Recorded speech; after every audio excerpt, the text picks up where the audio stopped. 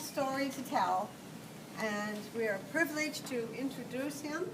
Well, we have a nice chair here and a nice mic here, so let us know if you can hear Duane okay. You go right there.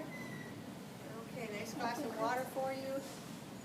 Thank you so much, sir, for giving us this privilege of hearing your story. Okay. Now, if you want to talk into that and see if that's working for you? There we go. Will you see if it's working? Yep. Can you hear me? Amanda? No, it's not loud enough. Yeah, we want to make sure everyone can hear you so you don't have to shout, okay? I'll try to get closer. How's that? No, not yet. There you go. Why, you can turn it up a little bit. No, Now they've we got you can on. hear you just fine. But try to remember to speak into the mic too. Yeah. Okay. All right. Excellent. Well, I'll start by saying I'm not quite sure how I happen to be speaking to you today, but thank you for coming, and I hope you find something of interest. I got a sneaking hunch that Carol and Howard had something to do with this. I want to preface my talk with some things which may help you understand some of the incidents in my story. I was born, obviously, I was born and grew up on a dairy farm in southwestern North Dakota. During the Depression years, which most of you have experienced, the community was settled by Germans and Scandinavians. In fact, many students in my early schooling did not speak very good English, as they spoke German in their homes. My wife's father was born in Germany. Associating with these German people was a help to me in later life, as I could communicate with the Germans, not fluently, but enough to get by. I'm telling you this because I would never hate German people, but the Nazi Germans is another thing. You can understand what I'm talking about because our friend and fellow resident, and I wrote this before she had left here. I'm going to repeat this. Our friend and fellow resident, Gisela, grew up in Germany and spent much of her time in the basement during the war to escape the bombings of her city.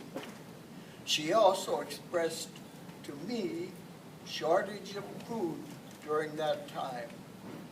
She also said that their family had very dislike for the Nazis.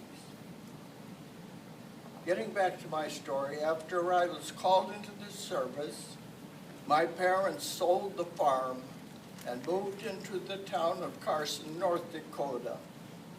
They gave my dog, Brownie, to my brother-in-law who lived in that town.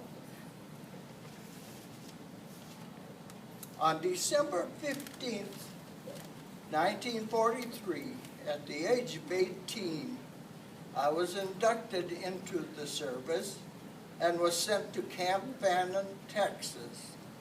This was a site for our basic training to build up our bodies, learn about weapons, and other specialized training. I was assigned to a clerical school to learn to be a company clerk. The company clerk keeps the records for everyone in his company. During basic training, I had become friends with another 18-year-older from Boone, Iowa. His name was Ray Aarons. Ray had a good-sized butt, and we always teased him that when he took the infiltration course and training, that's where he'd get hit. I have to tell you what an infiltration course for some of you. An infiltration course is when you crawl on your belly and they shoot machine gun bullets over your over you. They're training you to keep down. Excuse me, I lost my place. We stayed in contact with each other throughout our lives until he passed away 2 years ago. After basic training, we were given a furlough, allowing us to go back home.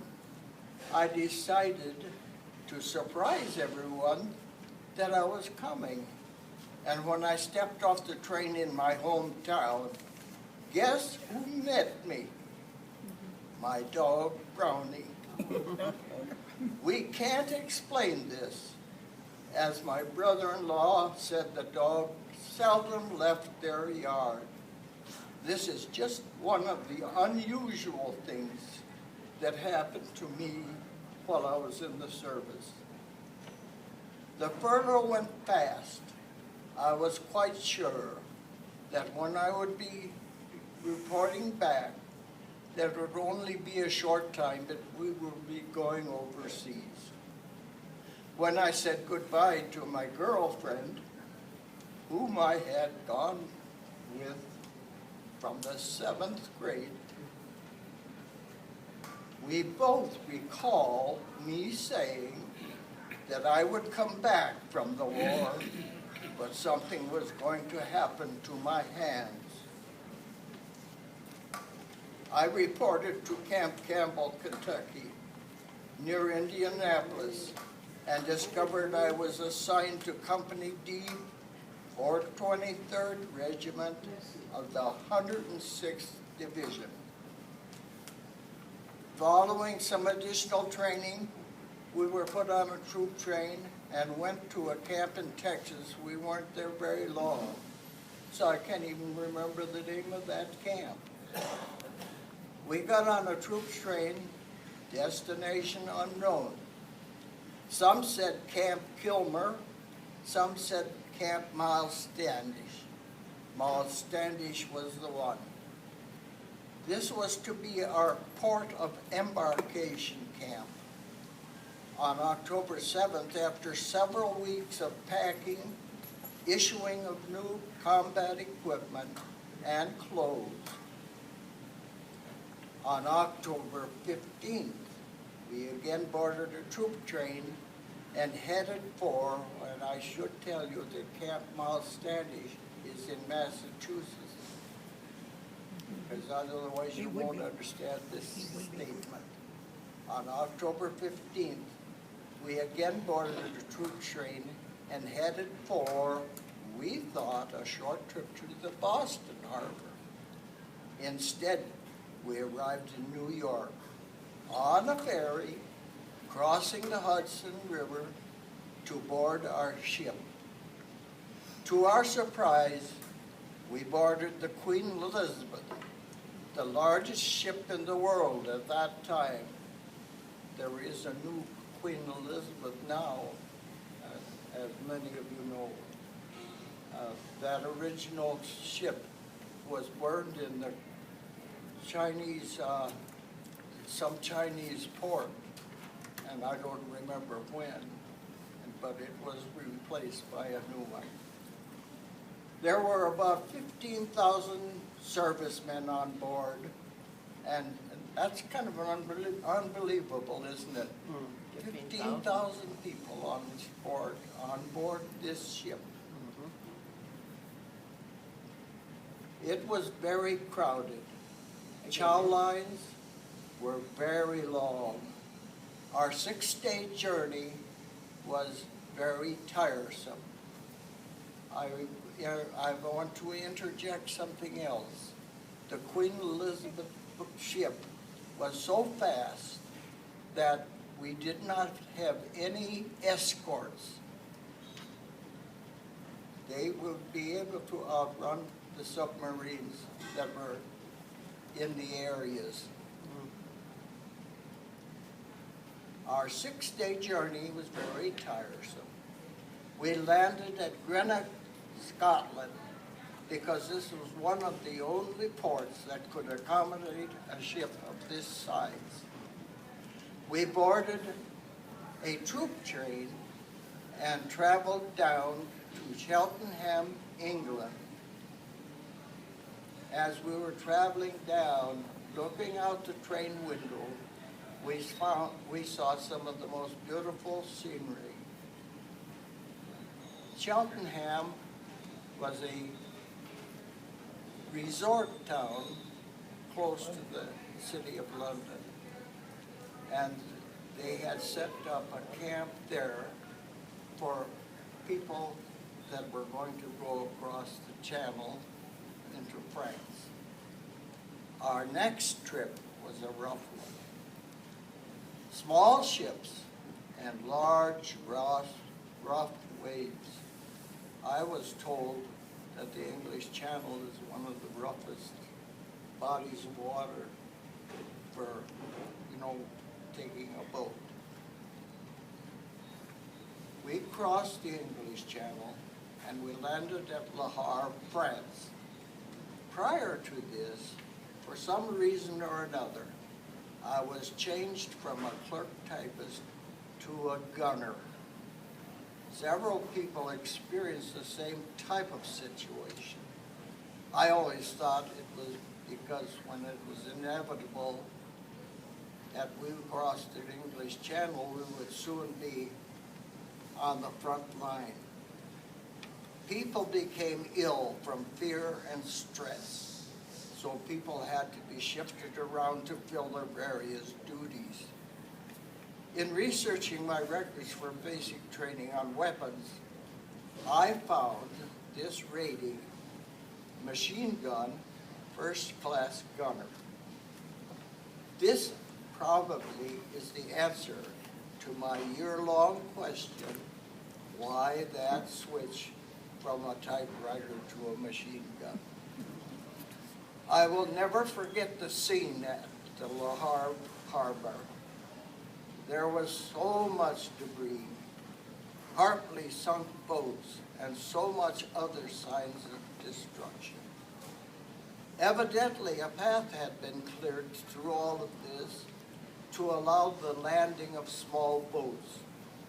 After a hectic hike through the streets of the city and up a very steep and long hill, we got bivouacked in the rain, awaiting loading onto trucks. When I got out of the service, my brother-in-law, who I had mentioned before, and I got to talking about his war experience in the First World War. And we traveled up that same long hill, and we both bivouacked at the top of that hill, waiting for trucks to go into the front. It was a very long, cold, rainy trip to the border of Belgium. It was in St. Vith area, 12 miles from the battlefront. We could hear the sounds of artillery in the distance. It sounded like thunder.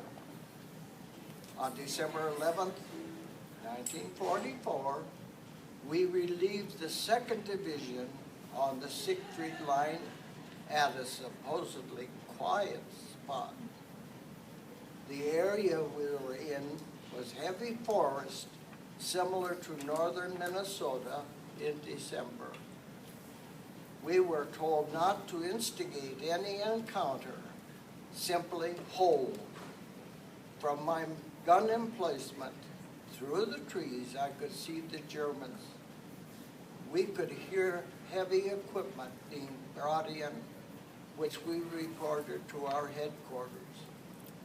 It was quiet, the lull before the storm.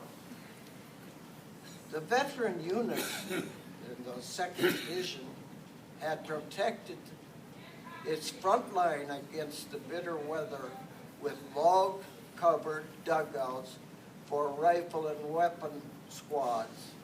The machine gun emplacement we were in also was covered with, had a log cover. The first night was uneventful, except, excuse me,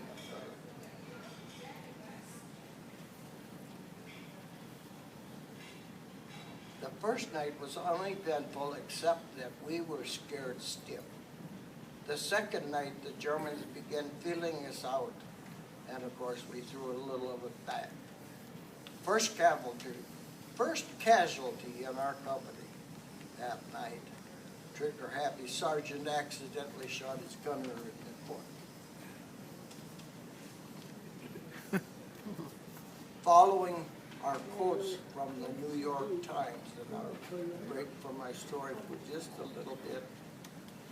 This was dated March 14th, and it says, Harry G.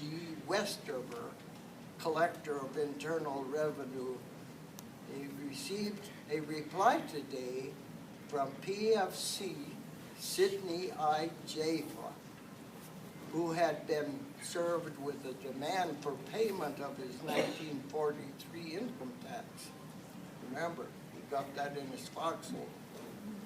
Said Private Jaffe, a few days ago, your letter was dropped into my quarters, a foxhole overlooking the Rhine. You asked me for a financial statement. I have in my possession one M1 rifle, 8 clips of 30 caliber ammunition, 5 grenades, hand and fragmentation, 1 grenade, a cushion one, 2 packages of K rations, 1 bayonet, and other incidentals. Should you be able to aid me in the military maneuver commonly known as getting the hell out of here, I will defer my tax liability until such time as I return to civilian life in order to keep the tax interest from mounting. If you find this is impossible and the tax must be collected immediately, I suggest you choose your least valuable employee to look me up. The Jerrys, I am told, have an intense dislike for American tax collectors. Collector Westover granted his extension. The next thing that came, I'm back to my story again. The next thing that came were patrols. Some were captured, some killed. Some wise guy says dry run's getting a little damp. The 4th day, our gun got its first actual alert. We did everything to our gun but dissect the bullets to see if the factory had made any mistakes. It turned out it was a small patrol and it was broken up by riflemen ahead of our emplacement. It was here that my second gunner snapped. He was taken back to the kitchen area and was replaced. About the 6th day, my sergeant and I were talking and standing beside a tree when snap, snap, snap, a machine gun began opening up on us, tearing the bark off the tree right above us, about 3 inches above our heads. You can believe we hit terra firma in a hurry. Now the Jerrys were trying to blast us out. More mortars, bombs, and screaming mimes. The screaming mimes were bombs that had a loud screaming sound which were used as a psychological weapon. As it landed, there was a terrific boom. I got to show you something like it. Boom! During this we had a second member of our squad go berserk. While on guard with another friend, he put a gun to his head and pulled the trigger. For some reason, luckily, there was only a clip. The ensuing fight was terrific. A man gone mad, another fighting for his life. It was so noisy, and we could not reason with him, and we debated whether to shoot him, as he was endangering our lives as well because of the noise he was making. About that time, he stuck his head out of the emplacement, and someone knocked him out with a rifle butt. We had him sent back to headquarters, and I don't know what happened to him after that. The attack began the 16th. I misread that. The attack began to come more often and with larger forces. Finally, on December 16th, we learned that we were cut off entirely on all sides. Things looked very grave, and we had had very little sleep for 4 days. We were told to take what we could carry and try to fight our way back to our other outfits. On the 17th, the vehicles went one way and we went cross-country, hand-carrying our heavy equipment. We walked and walked. About 4 p.m., we were told we'd probably encounter the enemy over the next hill. It did not happen. At the foot of this hill, we crossed a small stream and got soaked to the hips. Over the next hill, about 6:30, we were pinned down by enemy fire. It was already quite dark, and we had difficulty spotting them. We had difficulty setting up our gun because we were pinned down. We finally did get set up and started firing. By this time it was so dark, and we could only shoot at places where their tracers came from. Tracers are bullets that leave a light trail, so the gunner who is shooting can see what he hit. So I used the reverse of that to find out where that gunner was at. I had to be careful because our men were out there too. They began zeroing in on us, so we had to move. We had just got set up the second time when it happened. A mortar shell blew up very close to our gun, spraying us with shrapnel. I was thrown into the air from the blast. I had no feeling at the time except warm blood trickling down my chest, leg, arm, and hands. I jerked off my gloves, and my left ring finger was hanging by the skin. The other hand was bleeding with a large gash on the top of it. I yelled for a medic, as everyone around me did. I attempted to get my first aid kit, but I couldn't get at it. Lying there listening to the noise of the battle and men screaming was an unbelievable experience. Men were screaming for their mothers. Some were praying, some were praying, some reciting biblical passages such as the 23rd Psalm and so forth. A medic did come and did what he could for us. I remember him putting a splint on my finger and giving me morphine. Another medic came and they dragged us to a little safer place near a bunch of bushes. There were about a dozen of us they had brought into this area. One had been hit in the stomach and he was yelling incessantly.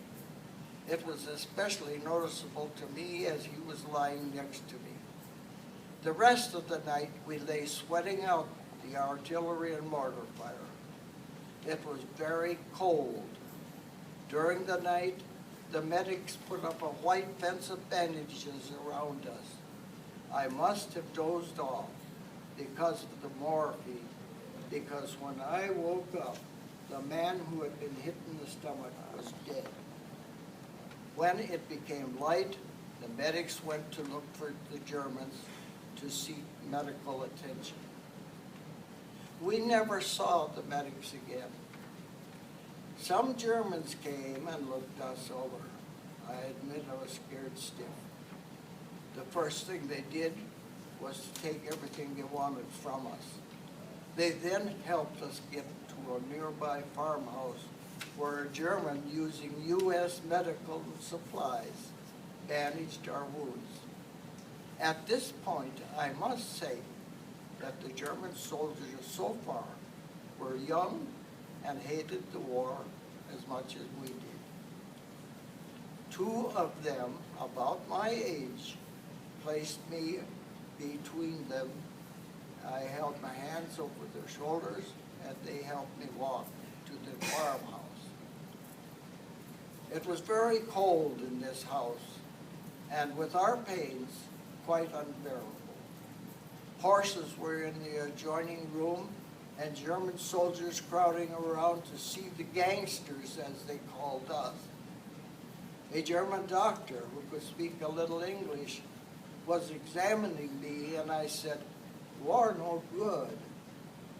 He looked at me and said, "Why do you fight us? We did nothing to you." Right then I shut my big mouth. We were soon loaded onto American captured half-tracks. A half-track is a personnel carrier. And driven about 5 miles to another similar farmhouse. As I came through the door, I heard someone yell, "Duane!" I turned around and I saw Ray Aarons. I went to him and found out he was wounded, hit in the butt. We laid there about 3 hours and then got on a GI truck and were taken further back from the front lines to a train which was filled with other wounded American GIs. It was very crowded. We were headed to Fallingbostel, a city near Hanover. A friend of mine whose hand had been blown off became very ill. The smell from his hand was unbearable. He was removed and put, I don't know where. The last night, we came so close to a bombing that our train rocked like a cradle. After 2 days of freezing and starving, we got to Stalag 11B. You'll see a picture of that in there. That's Stalag.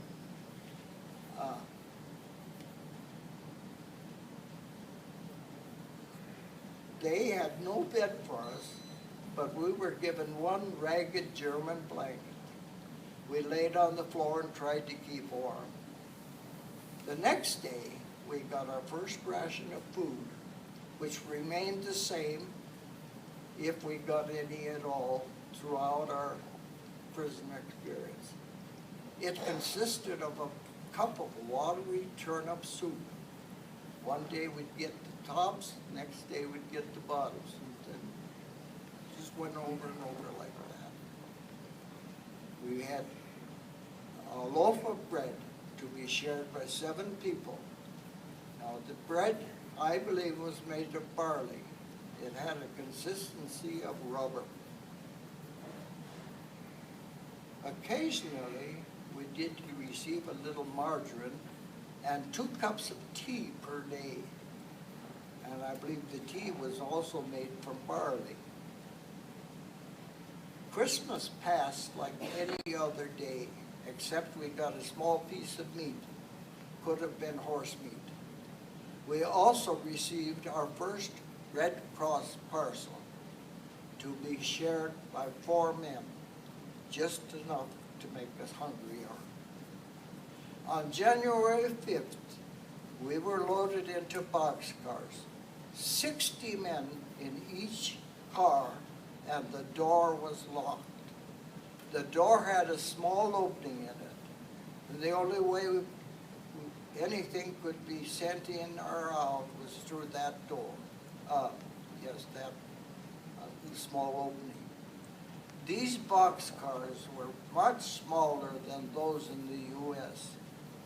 They are known as 40/8s, developed by the French during the First World War. The name means that the boxcar can hold 40 men or 8 horses. It was impossible for all of us to lie down at the same time.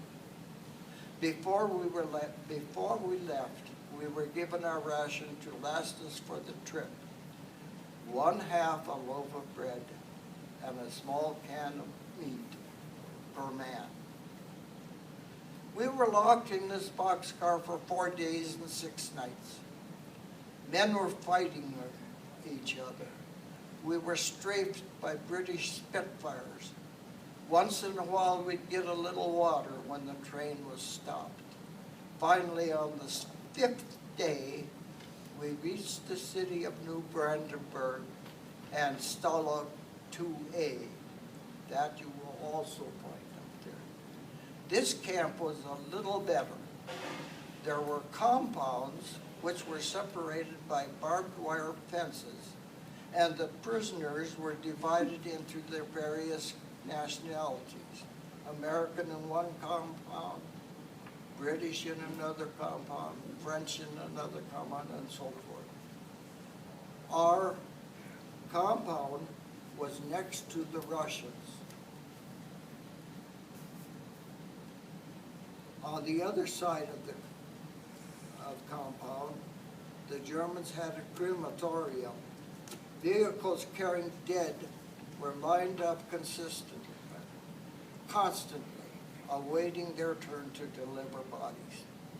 It was at this time that I saw how much hatred there was between the Russians and Germans. Of course, we didn't have, I saw a Russian who was begging for food from us. Of course, we didn't have any, but the German guards saw him begging and hit him over his back with a rifle so hard that it broke the stock of the gun. The Russian fell to the ground and the Germans dragged him off where I don't know. Our beds were bunks, and there's a picture of that there. Our beds were bunks 3 high. There was no mattress. We slept on straw. Lice were thick. We had lice on us that size. 2 people slept together to keep warm. If you were on the highest bunk and had diarrhea, it was bad for him and those beneath him. Americans were separated from other countries, and the Red Cross parcels came fairly regularly, but we still didn't have enough to eat. Rations from the Germans were about the same as at the former camp. We were constantly searching for news. There was an underground radio someone had in the camp, so we would get things by word of mouth. By the time you did hear something, you didn't know if you should believe it or not. News you heard from a newly captured prisoner was probably more reliable. News of President Roosevelt's death arrived. The guards were excited, thinking the war was about over. On March 8th, we got our walking news. The Russians were getting close. We began walking. Where to, we didn't know. One day, we walked 50 kilometers. At night, we would sleep in barns, in the hay barns, and in the morning, the Germans called us out, they would go through the hay with pitchforks to make sure no one got Hiding. covered up and tried to get away. Our food consisted of a fourth of a loaf of bread a day. After 2 weeks on the road, they gave us a bowl of soup and a piece of cheese or blood sausage.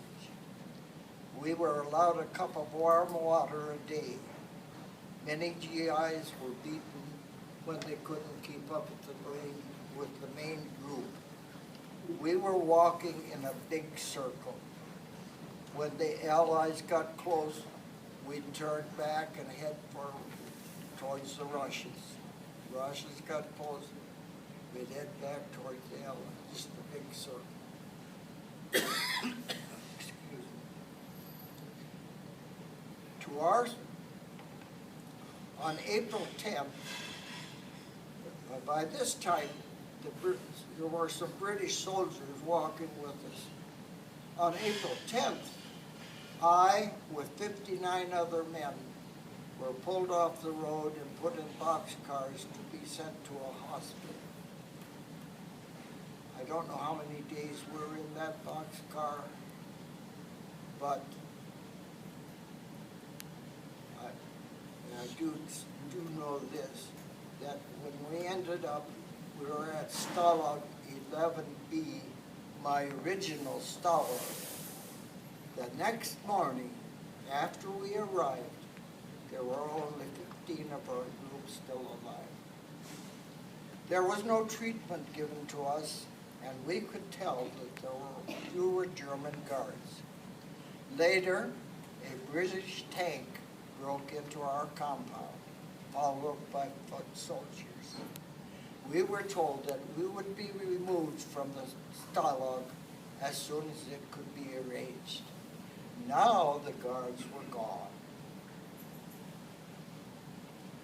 Some of us broke out of the compound and went across the street where we found a warehouse filled with what was apparently confiscated goods. Some of the guys found bottles of evening Paris perfume, which they took back to the barracks and poured over their beds. That night we could hardly sleep because of the smell. Ray and I found a box of macaroni, some utensils which I still have, a cooking pack, and a commode, and other small items. I hope everybody knows what a commode is. We went back to our barracks, cooked some macaroni, and sat outside eating this out of the commode as a British news service came by and took our picture. For years I watched to see if that picture would show up somewhere, but I was unsuccessful. After more delousing, we were attached to the British Army for about a week before being returned to the Americans. I was flown to a hospital in Paris where they did surgery on my left ring finger. I was then flown to Cherbourg to rehab before taking a hospital ship back to America. We landed at Charlotte, North Carolina on June 25th, 1945. From Charlotte, I entered Wakeman General Hospital at Camp Atterbury, Indiana. After considerable time in this hospital, on August 9th, I received my honorable discharge. On October 31st, Christine and I were married.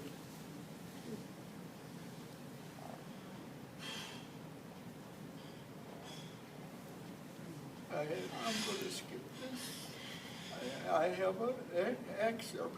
Well, I'll try it. This might tell you something. The 106th Division was virtually wiped out in the Battle of the Bulge 5 days after arrival on the European continent. They went online in the quiet sector of the Ardennes The 106th caught the brunt of von Rundstedt's counteroffensive mounted by the German armies. No other American division in the war was hit by greater concentration of army strength. None suffered such catastrophic casualties in a single brief engagement. Decimated, the classic word used in relation with a military disaster, is a grim understatement of losses. 2 of its 3 regiments were liquidated 3 days after the Germans attacked on December 16, 1944. By December 22nd, 70% of the division's combat effective were dead, wounded, or captured. St. Vith was the prime objective of the Germans, and the 106th was assigned the task of protecting it. They did hold out for 5 days, upsetting the German timetable of the counteroffensive. And I forget now what you have on your chair, but that was another excerpt that I had found. And I thank you for listening.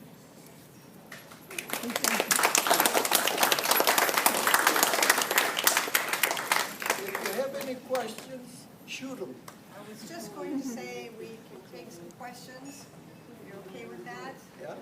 Anybody have a question for Duane today?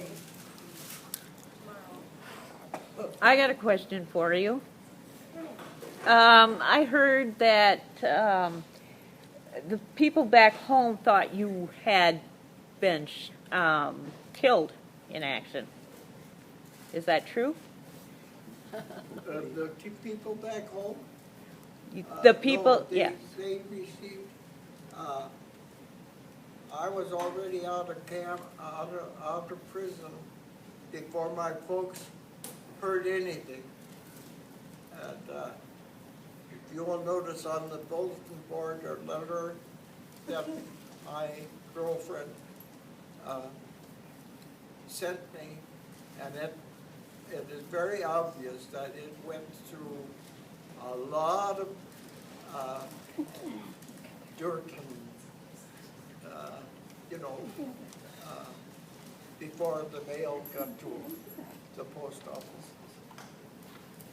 I don't know if I answered your question, but my folks, the first thing that they got was a telegram, and the telegram said,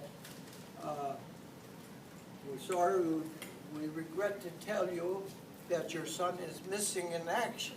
That's all they knew. They didn't know anything more than I was missing in action. The next thing that they did get was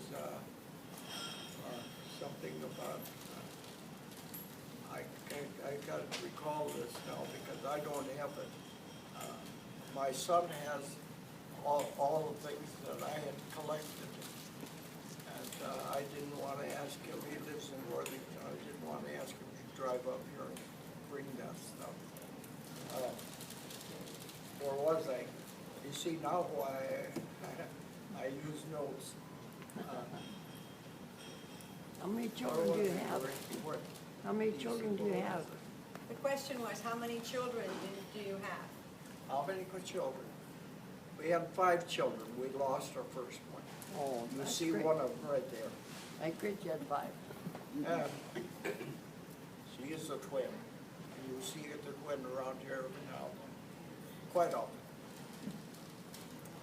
We appreciate your story and your service so very, very much, Duane. We're honored. Any more questions, please? How long were you in prison? How long were you in prison is the question.